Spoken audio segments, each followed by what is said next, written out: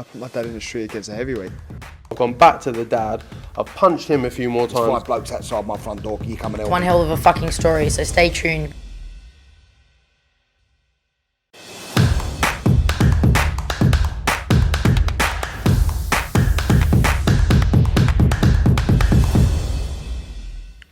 This is Umar Ahmed for IFL TV, proudly sponsored by Everlast. I'm joined by Frank Warren. I'm glad it's the end of the week. If I'd come in on Monday, obviously Arsenal took their first loss of the season. So, you coping all right?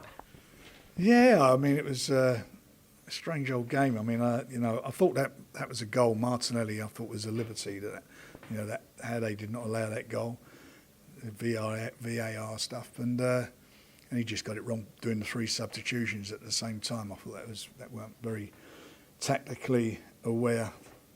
Any awareness about doing that? I thought that was it. But anyway, we're on tonight, and we've got to get over it and come back. Sounds like they should get you in charge, Frank. Well, I've got to tell you, mind you saying that, I mean, it's like a madhouse, isn't it, at the moment, the old Premiership? Look at Liverpool last night. I mean, they got well and truly smacked in the first half an hour. And then you look at and Chelsea, I mean, it's a strange old start to the season. But we're not complaining, we're still at the top of the league. Okay, Frank, I'm sure you've had a busy couple of days. We know Tyson Fury went to social media at the start of this week and said that I want to fight Anthony Joshua. Not many fans took it really seriously. And then we heard that your son, George Warren, and Eddie Hearn have had conversations about making this fight and that you've sent an offer. So my first question is, who was the offer sent to? Was it sent to 258? It was sent to Matrimandem. So they've got the offer. And it was a very good offer, which subsequently has been coming out. I think Tyson's said what was in the offer, and it's a 60-40 split, which is, I think, from Tyson's perspective, is very generous. That he's coming off of 2 losses, but it's a very, very generous offer. And the original offer talked about the 12th of October because we were looking and trying to get it on November. Sorry, November. I do apologize. November because we were trying to get it on Man United, but. They said he wouldn't be ready, so Tyson said, we've got another couple of dates, which is the 27th of November and the 3rd of December. And as Tyson said yesterday, pick one of those dates. And it's as simple as that. That's where we're at. Okay. So apart from the date, was there anything in the initial offer that they wanted changed, or were they happy with everything else? Well, it's not where we're at. Remember, this is not a mandatory defence. This is Tyson being magnanimous and giving AJ a route back, and as I say, 60-40 is great. And he said that and there would be a rematch clause in there, which there is, and if there is a rematch, it's split 50-50, and that's the end of it. They're not negotiable points at all. Okay, fine. So the only thing that's changed is the date. The initial one was November 12th. Yeah, Tyson's come back, and we talked about it, and he said, right, those 2 dates I mentioned, the 26th of November and the 3rd of December, pick one of the dates. Before we talk about those potential dates, I just want to clarify something. So there were reports going around online yesterday that December 17th has been booked by you at the Principality Stadium. It wasn't clear whether it was for this fight, so I don't know whether the intention was to do a potential Derek Chisora fight, and that's why you had it booked. So can you clarify why, firstly, December 17th isn't an option for Fury Joshua, and why you had it booked as well? Well, the only reason this has come about is because what we were intending to do, and the intention was for the unification fight to take place in December. That was where Tyson's head was, and also was Usyk's. But subsequently, Usyk said that he was not available and wouldn't be available till February or March. So the reason Tyson wants to fight, he's only one fight in a year, he wants to fight. And as he said, he feels he's comfortable in beating whoever he's put in front of him. But what he wants to make sure is that there's no problems for the Usyk fight in February or March. And he needs a decent run up to that, especially with Christmas coming. So he don't want to do it late in December. That's why he wanted to do it earlier. That's why the original proposed date was the 12th. But as I said, he's moved on from there. But we're not going to push it back any further. He doesn't want to push it back. And I don't think it can anyway because of the situation I just mentioned with Usyk, because obviously there's only a small window to get that fight on as well. Okay. So in terms of November 26th and December 3rd, have you got venues booked? Yeah. Okay. Can you declare which venues are booked for which date? No. Okay. All right. I didn't know Old Trafford was in the mix. I know this November 12th isn't an option now because they said they want it later. But yeah, I didn't know that was in the mix. Yeah, it was, but it's dead in the water now anyway. It's got to be Cardiff, surely, with the roof. I guess all day long, mate. But anyway, let's get on with it. The most important thing is get it done. All the other stuff means nothing. And it's not, and it's simplistic. It's 60-40. Pick one of those two dates, and it's 50-50 to rematch for a guy who's coming off of 2 losses. It's a no-brainer. And we didn't do it to pitch it low, come in and say 80-20 or 70-30, which is what, if the boot had been on the other foot, that's what they'd have done. Just cut for it. Tyson said, cut for it, make an offer. How can they refuse that offer? And that's where we are. Okay. So you mentioned about potential dates, about the financials. The last thing is the TV situation. Tyson said that he'd be happy, said this to the Ring magazine in an interview, that he'd be happy for it to be a split broadcast between BT and DAZN. So can you make any comment on that, please, Frank? I can't, because at the moment it's that's something that have to be resolved, and it's got to be resolved with BT because he has a commitment with BT. Okay. I know BT have got to make that decision and that call, but from your point of view, would you be okay with it being a dual broadcast? Look, let me just tell you something. If it can be done, if everybody's cool with that, for me it's not a problem.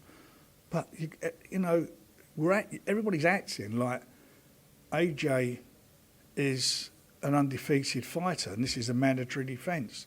Tyson's giving him an opportunity to get back into the big time. That's the bottom line of all this. It's not nonsense. That's what it is.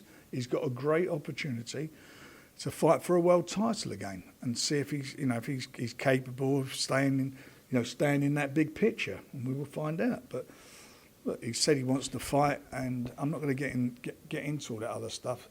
The offer's there, and we need an answer quickly, because Tyson has told me this morning again, if they do not come back with the thumbs up, then we move on. Okay. We're not going to hang around. It's not going to drag on. Yeah, I understand that Tyson's the champion. It's a voluntary defence. He's the one who's made the offer. I only asked that broadcast situation because you do know Joshua has got an exclusive with DAZN, so that's why people want to know. Well, I don't know whether he's got an exclusive or not. I mean, I don't know what that deal was. I'm sure they're not putting all that money up now after he's come off a loss. I mean, I'm sure that must have been subject to him winning the fight. But you know what? It's not my business. That's their business. There is an offer there. There's an offer to be made. The offer's been made. It's a genuine offer. It's there. I just want to get the fight on, or not. If they don't want it, then they don't want it, and everyone knows the score. Okay. Is there a deadline on this? Yeah, today. Today? Yep. Wow. Okay. So I'm guessing George. What's there to discuss? There's nothing. Is that them now? That's them. There's nothing to discuss, is there? Really? I mean, George is talking to Matchroom, and they'll obviously have their discussions, but the nucleus of the deal, the most important points of the deal, shouldn't be a problem. Is George planning to meet someone from Matchroom just to tie this down quickly? Well, they're supposed to be, but I've left him to get on with that, and and we'll see what happens. You're not joining them at lunch? No, I'll give up on that lunch ages ago. Okay, if this doesn't come off, what's plan B for Tyson Fury? He'll fight, and he will fight this year.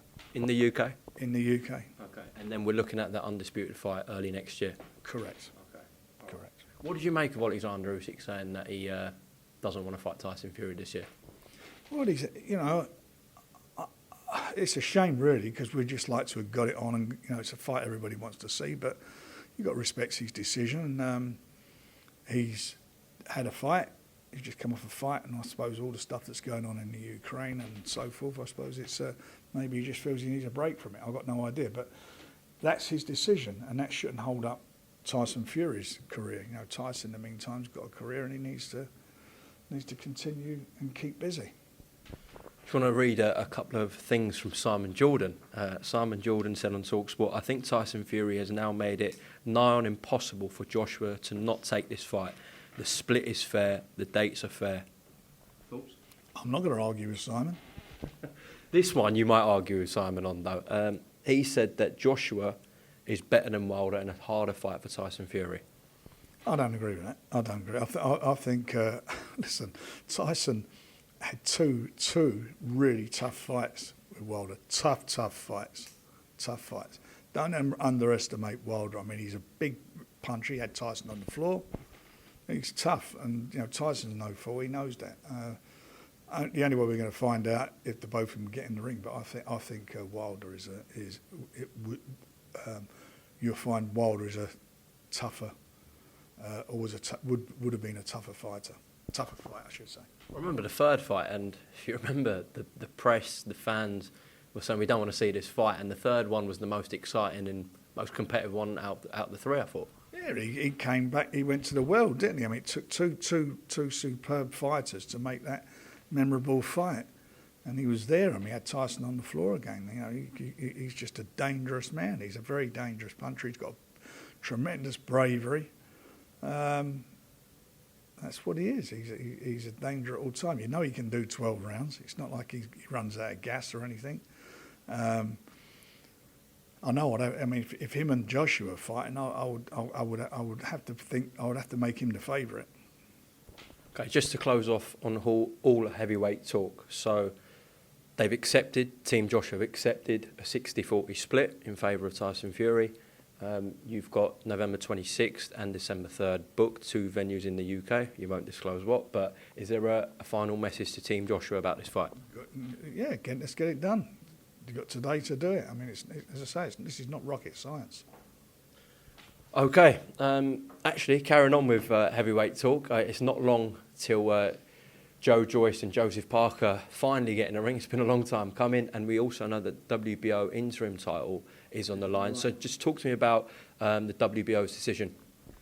Well, I think because the fact is that they're going to make the unification fight. It holds up the rest of the other fighters who are waiting for the mandatory. So in the meantime, they said make a fight between the number 1 and number 2, which is the 2 Joes, and that's what we've done. And that's brilliant. It adds more spice to it, gives it a much more for the guys to aim for, because the winner of it, being the interim champion, will be the next mandatory.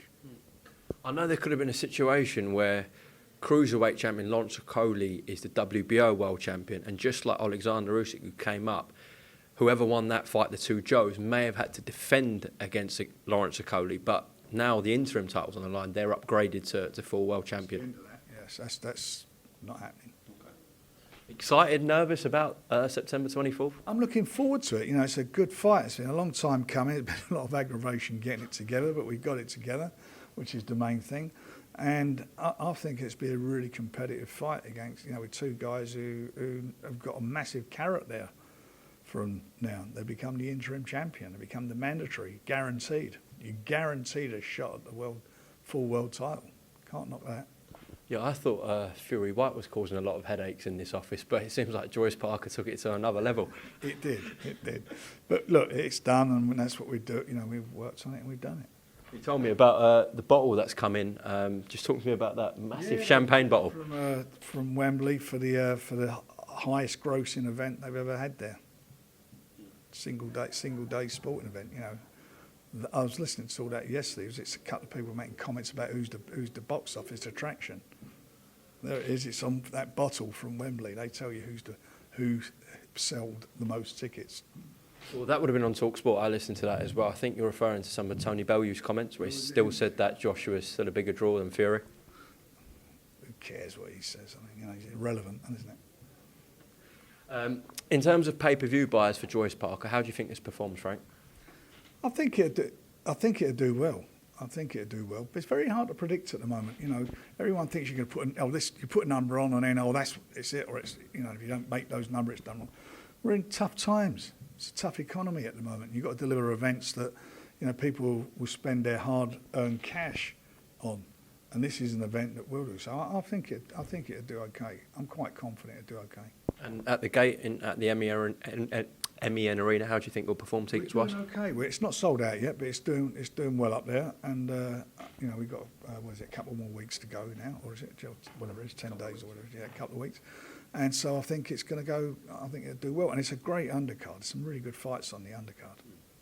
We're going to see a visit from Jake Paul during fight week. I hope so. We've got his star on there, so hopefully he'll come over, and that'll be quite an interesting times. I'm quite sure with him being in Manchester where Tommy lives. Definitely, that will be interesting. In terms of pay-per-view as well, I saw some comments from yourself saying that if Fury Joshua gets over the line, you expect it to do 2 million buys in the UK. I think it's a huge event. I just think it's a huge event. I think Tyson is, AJ's done some big numbers over the years, but I think Tyson now, as far as the British public's concerned, has transcended all of that.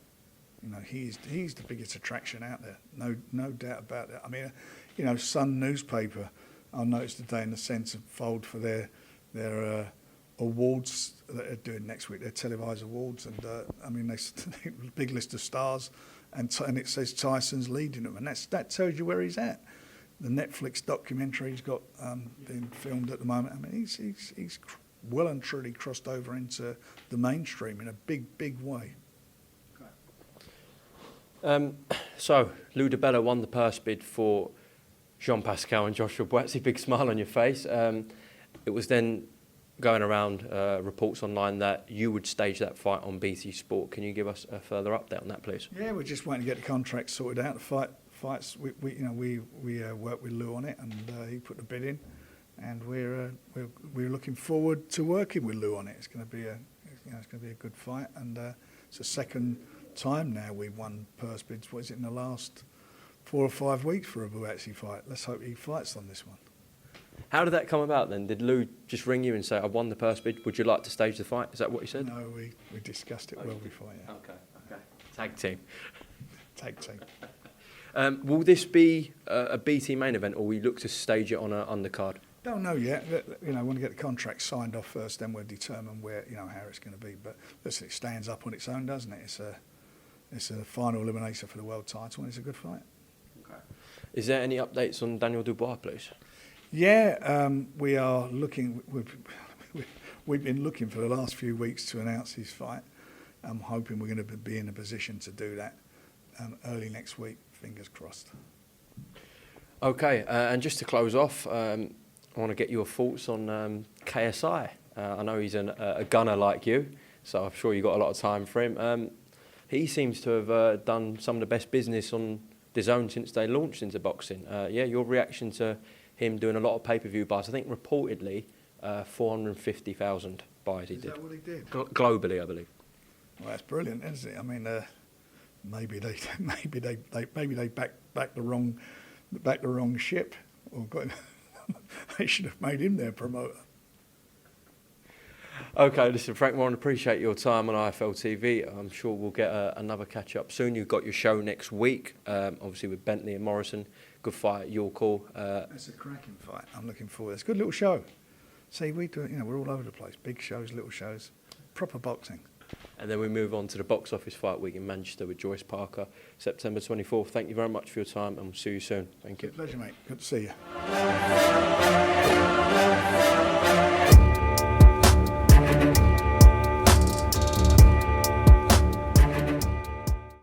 Yeah, I put my dad in the street against a heavyweight. I've gone back to the dad. I've punched him a few more There's times. 5 blokes outside my front door. Can you come and help One me? hell of a fucking story, so stay tuned.